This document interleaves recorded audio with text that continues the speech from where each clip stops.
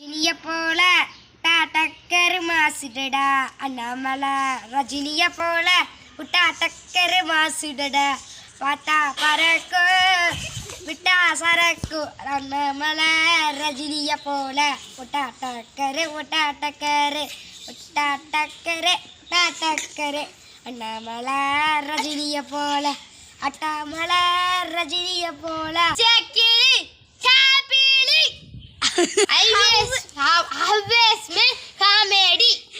பாப்பா ஸ்டோரி சொல்றீங்களா? சொல்லுங்க. ஒரு நாள் ஒரு ராஜா இருந்தாராமா. அவங்களுக்கு ரெண்டு குழந்தைங்க இருந்துச்சாமா. அதுக்குள்ள ஒரு கெட்ட சூனியக்காரி அவங்கள பிடிக்க வந்தாங்களாமா ராஜாவை.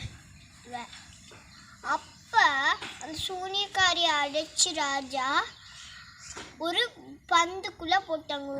வெள்ளை பந்து அப்புறம் கருப்பு பந்தா ரெண்டு பந்தா பிரிச்சுட்டாங்க. அப்புறம் அந்த குழந்தைங்களோட கழுத்தில் போட்டாங்க.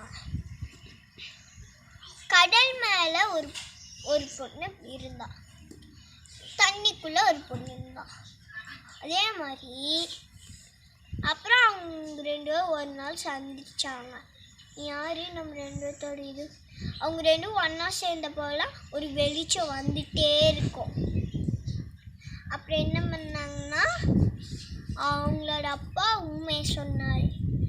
நீ கடலுக்குள்ளே தான் இருந்து வந்த கடல் ராஜா நான், ஏன்னா சூனியக்காரியால் சபிக்கப்பட்டேன். நம்ம ரெண்டு பேரும் தங்கச்சி மட்டும் தப்பிச்சிட்டா அப்படின்னு சொன்னாங்க. அப்புறம் என்ன நடந்துச்சுன்னா ரெண்டு பேரும் ஒன்று சேர்ந்துட்டாங்களா? ரெண்டு பேரும் ஒன்று சேர்ந்து எல்லாரும் 3 பேரும் கடலுக்குள்ள போய் ஒரு நாள் ஒரு சிங்கம் இருந்துச்சாமா. நிறைய ஆட்டுக்குட்டிங்க இருந்துச்சாமா. ஓகே. எல்லா ஆட்டுக்குட்டிகளும் அதோட அம்மாவோட ஓடிருச்சாமா. ஒரு ஆட்டுக்குட்டி மட்டும் இருந்துச்சாமா. அந்த ஆட்டுக்குட்டி சிங்கத்தை பார்த்து தேம்பி தேம்பி அழுச்சாமா. அழுத பிறகு அது போய் பில்லுக்குள்ளி இப்படி மறைஞ்சிருச்சாமா.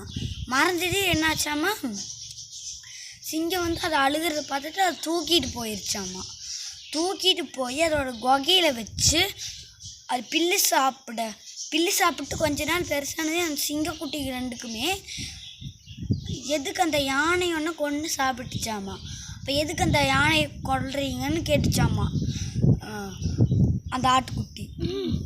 அப்புறம் வீட்டுக்கு சிங்கத்துக்கிட்ட அம்மா சிங்கத்துக்கிட்ட சொல்லிச்சாமா. சின்ன சிங்கம் ரெண்டுமே சொன்ன பிறகு என்னாச்சாமா, அப்புறம் என்னாச்சாமா, அந்த ஆட்டுக்குட்டியை என்ன பண்ணாங்களாமா, கூட்டிட்டு போய் விட்டுட்டாங்க.